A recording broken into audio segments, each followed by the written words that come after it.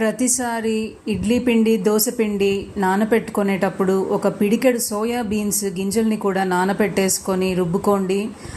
ప్రతిరోజు మనము ఇడ్లీ దోశలు ఊతప్పాలు ప్రతి ఇళ్లలో చేసుకుంటుంటామండి. సోయా బీన్స్లో మనకు చికెను మటను ఫిష్ రొయ్యలు అన్నిటికన్నా ఎక్కువ ప్రోటీన్ ఉందండి. పాల కన్నా ఎక్కువ కాల్షియం ఉంది. సో ప్రతిరోజు మనము ఎప్పుడో 10 రోజులకు ఒకసారి కుర్మాలు చేసుకుంటే సోయా బీన్స్ వేయడమో, బిర్యానీలు చేసుకుంటే సోయా బీన్స్ వేయడమో కాకుండా సోయా చంక్స్ కూడా ప్రతిరోజు చేసుకోలేం కదండి. అలాగే మనం ఇలా వేసుకున్నాం అనుకోండి సోయా బీన్స్ ప్రతిరోజు మనకు కొంత అందుతుంది కదండి ఇడ్లీ దోశ రూపంలో.